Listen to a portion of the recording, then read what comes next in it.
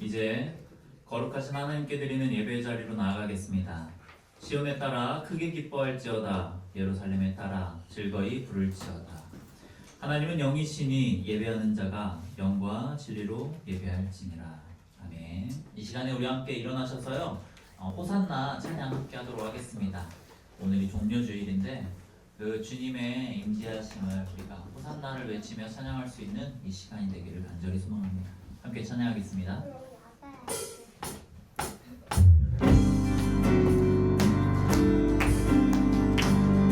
함께 고백하겠습니다. 찬양 중에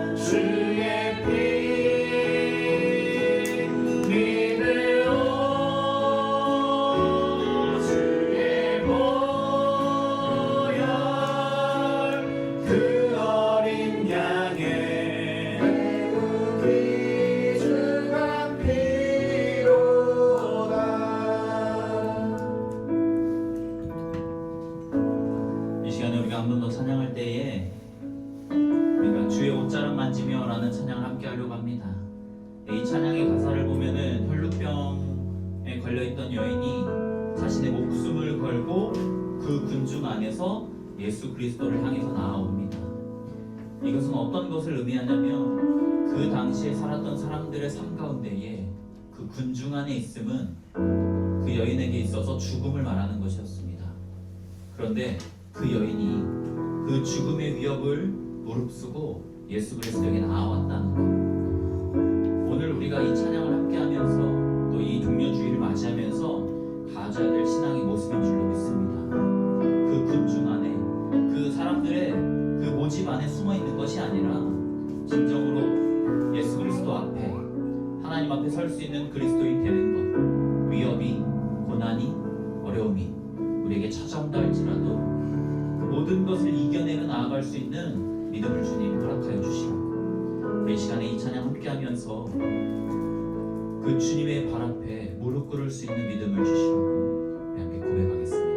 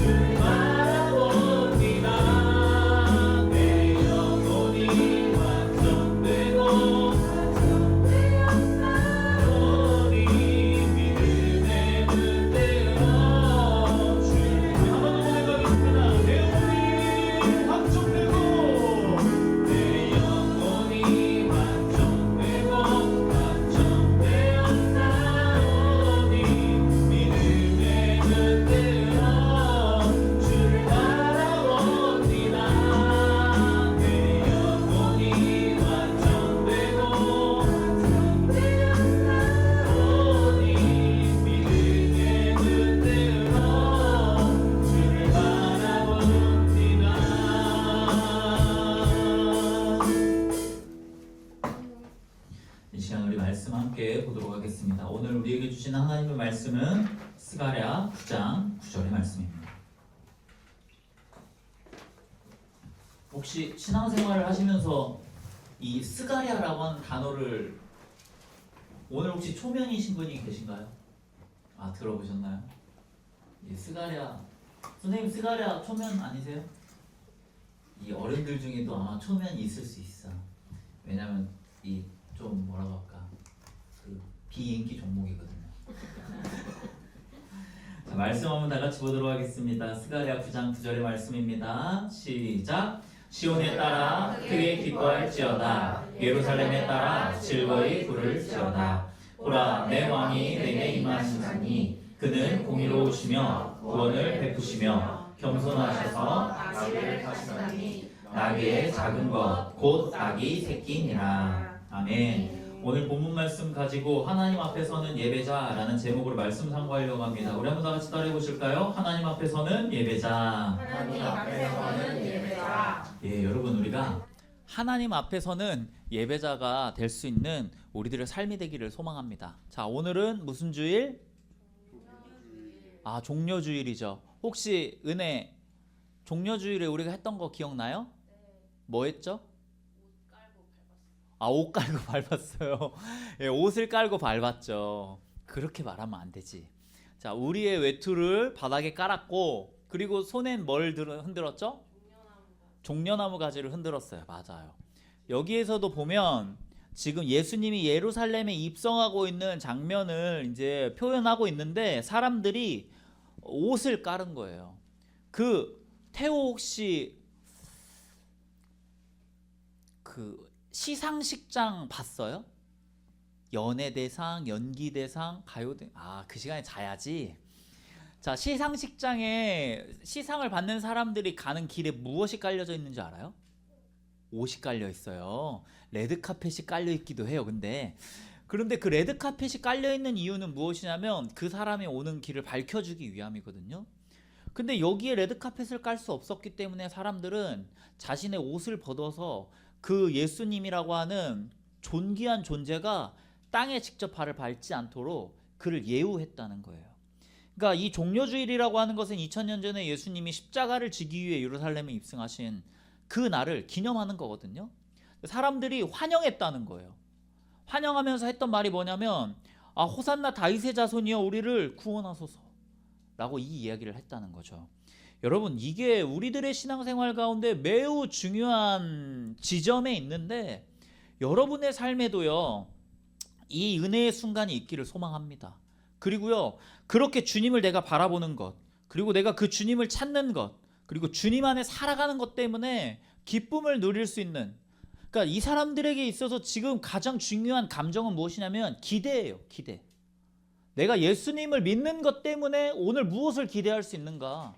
전 여러분들에게 이 솔직한 우리의 모습이 있었으면 좋겠는 거예요. 나는 오늘 내가 교회를 왜 왔을까? 나는 오늘 무엇을 기대하며 왔을까? 오늘 나에게 무엇이 주어질까? 이게 너무 중요하다는 거죠. 지금 이제 저희가 성경 타자가 월요일 날 활활 불타오르고 그 다음에 이제 확 꺼졌단 말이죠. 내가 한 수요일까지는 누가 치던데 그 다음부터 누구도 치지 않더라.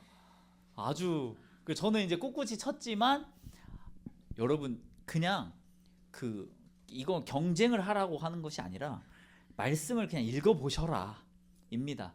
그래서 혹시라도 다 치신 분이 있다면 마태복음이나 누가복음이나 요한복음을 치시고, 나는 그래도 요한복음을 더 치겠다면은 쉬운 성경으로 넘어가서 치시면 돼요. 그런데 제가 왜 이 성경을 한번 읽어보자고 했냐면, 성경을 보면요, 이 종려주일이 기쁨의 날이기도 하지만 신학자들은요, 이 날을 아이러니한 데이라고도 이야기해요. 왜 아이러니한 데이라고 말하냐면은 이 예수님을 환영하는 이 환호의 십자가의 고통이 한날에 겹쳐졌기 때문이라는 거예요. 그러니까 이게 어떤 걸 이야기하냐면, 이 사람들이 기대함이 있었고 예수님을 맞아들였어요. 이게 주일이었거든요. 근데 일주일이 채 지나지 않은 금요일에 가가지고 이 사람들은요, 예수를 십자가에 못 박으라고 이야기해요. 그것의 변화가 되는 시작점이 바로 오늘이라는 거예요. 그러니까 가장 영광스러웠던 환호성과 처절한 십자가의 고통이 한날에 겹쳐지는 날이 바로 이 날인 거예요. 그래서 종려주일은 기뻐요. 그런데 종려주일이 끝나고 나가는 그 순간이 고난인 거예요. 그래서 내일부터는 이제 고난주간이거든요. 이 고난주간을 어떻게 우리들의 삶에서 보내야 될 것인가에 대한 고민이 있는 거죠. 근데 2000년 전에 예루살렘에 있었던 이 아이러니가 오늘 우리들의 삶에도 존재하고 있음을 우리는 기억해야 한다는 거예요. 주일에 예배당에 앉아서 십자가의 은혜를 찬양하면서 한없이 따뜻함을 느낀단 말이죠. 근데 예배가 마치고 나서 내가 이 문을 나설 때, 나의 삶의 현장으로 돌아갈 때 여러분들의 얼굴이, 여러분들의 삶이 차갑게 냉정하게 그냥 바뀌지는 않느냐라는 거예요. 세상의 방식대로 살아가야 되는 그 순간 가운데에서 그 차가운 시선을 보내고 그러한 것들, 어떤 그런 삶을 살아가는 것이 이 아이러니한 현실이고 그게 슬픈 삶의 모습이라는 거예요. 그런데 오늘 스가랴 9장 9절의 말씀이 진정한 구원자이신 예수 그리스도에 대해서 이야기합니다. 예수님을 만나고 한 발짝 더 그리스도인의 삶의 모습으로 나아가는 것에 대해서 이야기해주고 있다는 거예요. 저는 왜 예수님은 꼭 굳이 예루살렘에 입성하셨을까, 이것에 대해서 항상 의문을 가져요.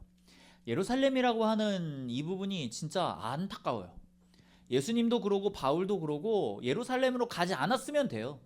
그럼 그들은 그렇게 죽지 않아도 됐던 거예요. 바울도 예루살렘으로 그가 다시 돌아가지 않았다면 로마로 잡혀갈 일이 없었던 거예요.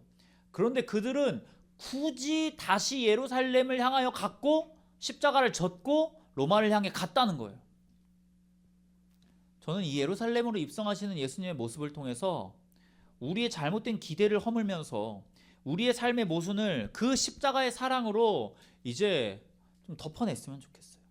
그 십자가의 사랑으로 나의 괴리, 그 아이러니한 삶, 이 따뜻함, 하지만 바로 나가면서 차가워지는 나의 삶의 그 간극을 좁혀냈으면 좋겠다라는 거죠.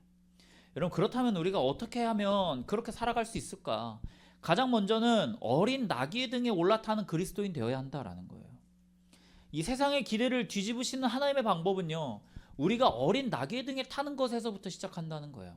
여러분, 우리 9절 말씀 한번 다 함께 읽어볼까요? 9절 말씀입니다. 시작. 시온에 따라 크게 기뻐할지어다. 예루살렘에 따라 즐거이 부를지어다. 보라, 내 왕이 내게 임하시나니 그는 공의로우시며 구원을 베푸시며 겸손하여서 나귀를 타시나니 나귀의 작은 것 곧 나귀 새끼니라. 아멘. 이 말씀 보세요. 시온에 따라 크게 기뻐해라. 예루살렘에 따라 즐거이 부를지어다. 이게 어떤 것을 의미하냐면, 야, 좋은 일이 있을 거야. 너희 이제 하나님의 나라와 하나님의 역사와 하나님의 능력을 가지고 살아가게 될 거야를 이야기하는 거거든요. 제가 사진 하나 보여드릴게요. 스가랴 9장 앞부분을 보면요, 예루살렘을 괴롭히던 이방 나라들을 심판하는 장면이 나와요. 그러니까 지금 예루살렘이 여기 있으면 시리아 지역, 그러니까 그 위에 있는 나라들이 있거든요. 그리고 그 옆에 페니키아 지역, 이 페니키아 지역의 두로와 시돈이라고 하는 곳은 성경에서 많이 들어봤을 거예요. 항구 지역이어가지고 강하고 부강한 나라였던 거죠. 그리고 이스라엘을 항상 괴롭혔던 블레셋 지역, 그러니까 이곳에 있는 이 나라들을 하나님께서 멸망시키신다는 거예요. 스가랴서 말씀에서요. 하나님께서 멸망시키겠다고 이야기하시면서 그들에게 심판하시는 장면이 나오는 거예요. 그러니까 이스라엘 백성들은 착각하는 거예요. 하나님이 이렇게 부강한 나라들을 멸망시키셨는데 아까 말씀에서 뭐라고 말했는지 아십니까? 이제 너의 왕이 임하게 될 거야. 하나님이 그 사람들 가운데 그 왕이 임할 건데 여기에서 그들의 기대를 산산이 무너뜨립니다. 그는 겸손하여서 나귀를 타시나니 곧 뭐예요?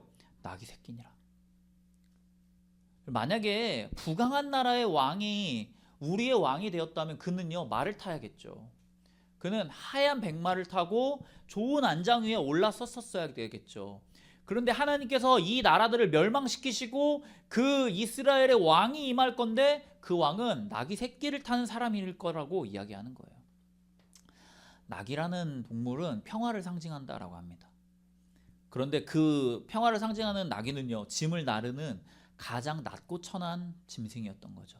힘과 권력을 상징하는 것이 아니라 하나님이 보내시는 그 구원을 베풀 만한 이 만왕의 왕은 어린 나귀를 타고 오는, 어떻게 보면 정말 충격적인 예언을 이스라엘 백성들은 받아들일 수 없었다라는 거예요. 이게 우리들의 삶에 주어진다면 여러분은 신앙생활 안에 기쁨을 누릴 수 있을까요? 제가 어제 좀 충격적인 글을 읽었어요. 어떤 목사님이 간증하는 것을 별로 좋아하지 않는다라고 해요.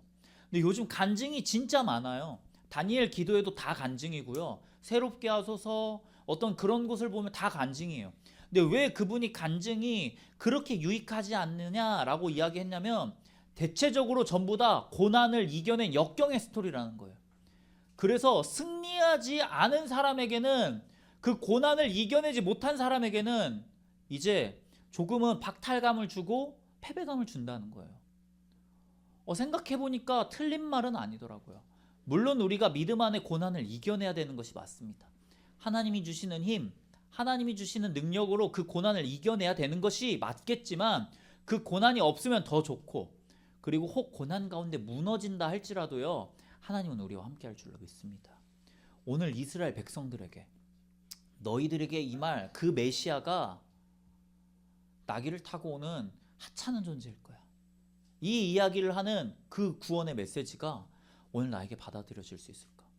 나의 회사 생활이, 나의 학교가, 나의 직장이, 나의 가정이 지옥같이 어렵고 괴로움 가운데 있는 순간에 아무리 기도해도 하나님의 응답이 없거나 혹은 계속해서 좋은 방향이 아닌 것 같은 상황만 보여지는 순간 가운데 이게 하나님의 뜻일까? 하나님은 나에게 계속해서 이런 시련을 주실까? 이 고민들이 있을 수 있다는 거죠. 그런데 오늘 이 말씀에 담겨있는 하나님의 주권적 사역과 그 일하시는 방식이요, 이제 우리는 깨달아야 한다라는 거예요. 세상은 더 큰 힘을 가지고 승리를 얻을 수 있다고 말하면서요, 그것이 구원이라고 이야기해요. 그런데 진짜 하나님이 주시는 구원, 가장 연약해 보이는 그 겸손과 희생을 통해서 세상을 구원할 수 있다라고 하는 이 역설이 바로 그 어린 나귀를 타고 오시는 예수님의 모습 안에 담겨져 있다는 거예요. 여러분의 삶께 분명히 주어질 거예요. 그 어린 나귀. 저런 걸 가지고. 그런데 그런 걸 가지고 우리는 살아갈 수 있어야 된다라는 겁니다. 저는 우리 온처치의 성도들의 삶에요, 이러한 도전이 있기를 소망합니다. 여러분의 삶에 주어진 어린 나귀의 등에 올라타십시오. 말씀을 보면 그 어린 나귀의 등에 지을 안장도 없었대요. 제자들이 자신들의 옷을 어린 나귀의 등에 올렸다라고 합니다. 여러분, 말도 안 되는 이야기예요. 그런데 그것을 통해 구원이 이루어지게 됐다라는 거죠. 제가 말씀을 준비하면서 실존주의 철학자인 키에르케고르라고 하는 사람에 대해서 한번 찾아봤어요. 이 키에르케고르라고 하는 사람이 뭐라고 말했냐면, 진리는 객관적인 지식, 그러니까 우리가 알고 있는 어떤 과학이나 철학이나 사람들이 모두가 맞다라고 하는 그런 객관적인 지식이나 무리 안에 있는 것이 아니래요. 여기에서 말하는 이 무리 안에 있다라고 하는 것은 지금 이 무리를 말하는 거예요. 여러분, 오늘 우리가 이 교회 안에서 예배 드리는 한 사람으로 있었다라는 것만으로 내가 그리스도인이었다라고 말하기는 어렵다는 거죠. 이 키에르케고르는 실존주의 철학자라고 제가 말씀드렸잖아요. 어떻게 살 것인가, 어떻게 살아내고 어떻게 구현해낼 것인가를 이야기하는 사람인데, 그가 말하는 것은 무엇이냐면 하나님 앞에 선 주관적이고 개인적인 결단 속에 진정한 진리가 숨어 있다는 걸 이야기하는 거예요.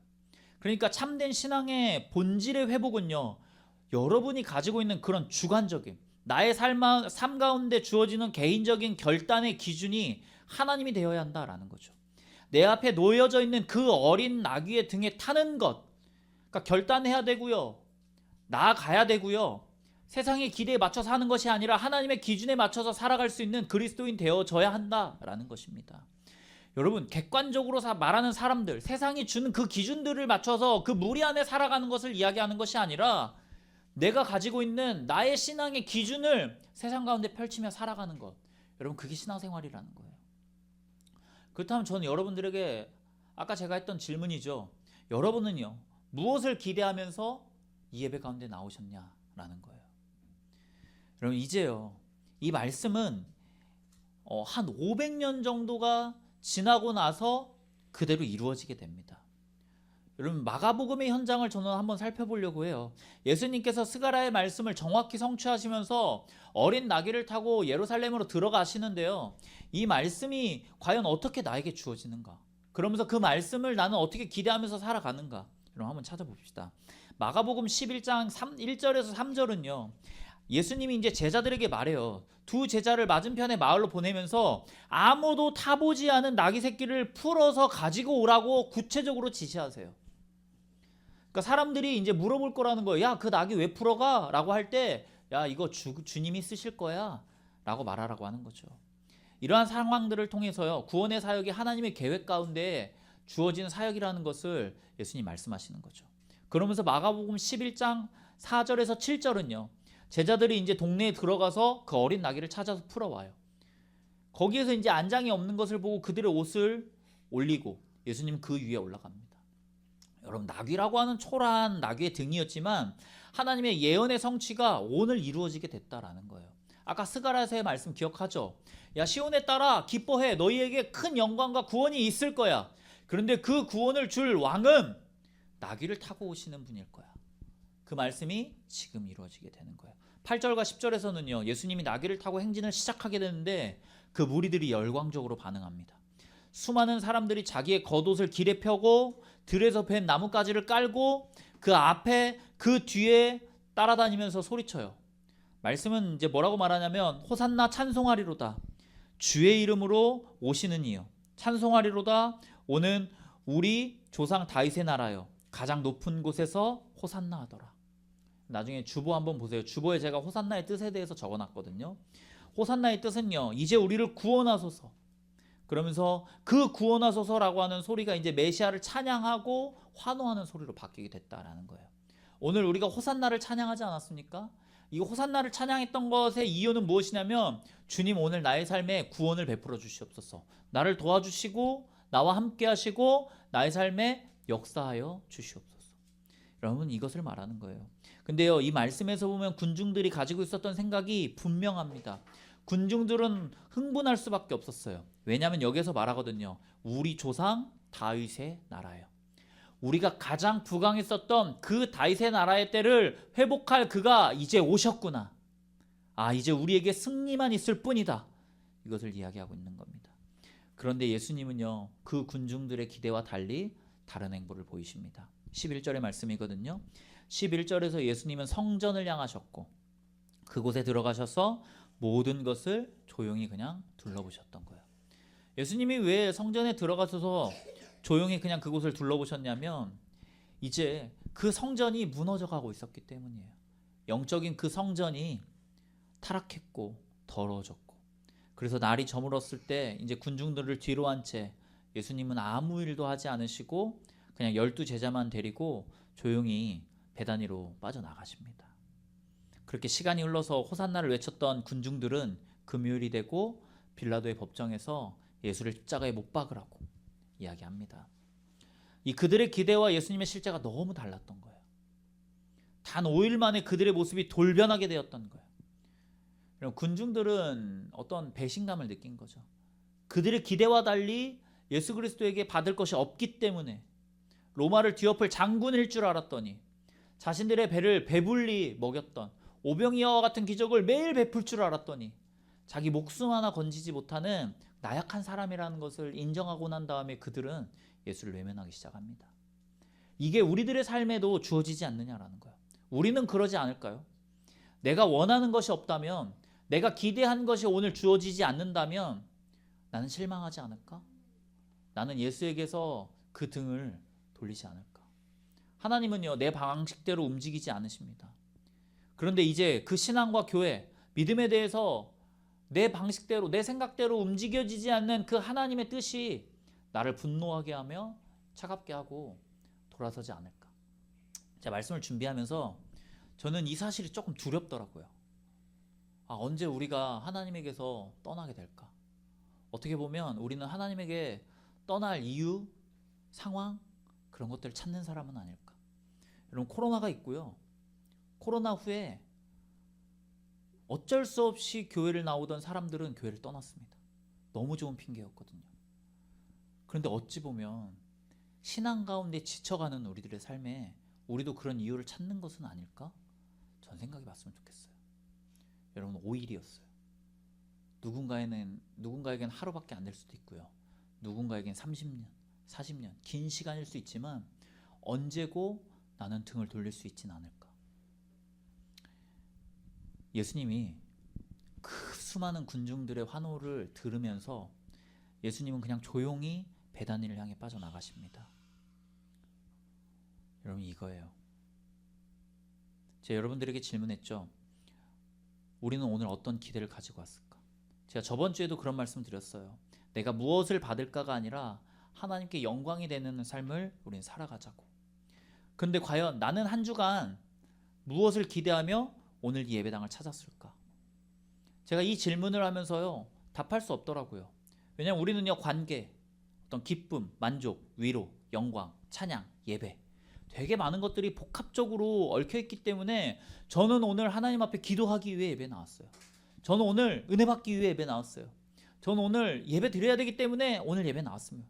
이렇게 딱 하나만 집어서 얘기할 수는 없더라고요. 그런데 중요한 것, 그 중에 가장 큰 우선순위를 말한다면 저는 하나님의 나라가 되어야 된다고 생각하고 하나님께 영광 올려드릴 수 있는 그런 예배자의 존재가 되어야 한다라고 생각합니다. 여러분, 무엇을 기대하며 오늘 이 예배당을 향하여 나오셨습니까? 제가 매번 그런 말씀 드립니다. 저 어렸을 때 저희 교회가 그 살짝 언덕에 있었거든요. 버스에서 내려서 교회가 보이는 지점까지 보이면 교회를 언덕을 걸어서 올라가야 돼요. 저는 심장이 진짜 두근두근 거렸어요. 교회를 보는 것만으로도 기쁘고 이 교회에서 펼쳐질 오늘의 은혜가 무엇일지에 대해서 기대됐었거든요. 그러니까 찬양할 수 있고, 그러니까 예배할 수 있고, 그러니까 하나님께 영광 돌릴 수 있는 것은 아니었을까? 오늘 우리들이 이 예배당을 향하여 나올 때 무슨 기대를 했을까? 저는 두근거림의 기대가 있었으면 좋겠어요. 오늘은 어떻게 내가 하나님께 영광 올려드릴 수 있을까? 내가 무엇을 받을까가 아니라 내가 무엇을 드릴 수 있을까? 여러분, 그렇게요, 어린 나귀의 등에 탄 그리스도인들에게 하나님은요, 주시는 은혜가 있다라는 거예요. 사랑하는 성도 여러분, 군중들은 어린 나귀를 타신 예수님이 실패했다고 생각했습니다. 그래서 모두 도망쳤고 예수님을 저주했습니다. 그런데 말씀을 준비하며 예수님을 환호했고 예수님을 저주했던 저는 그 무리들이 보였다는 거예요. 말씀을 준비하면서 한 번도 생각해보지 않았던, 그냥 나귀를 탄 예수님만 바라봤지 그 군중들은 사실 잘 보이지 않았거든요. 그런데 그 군중들이 눈에 들어오더라고요. 과연 이 군중들, 앞서 말했던 그 키에르케고르가요, 단독자라는 표현을 썼더라고요.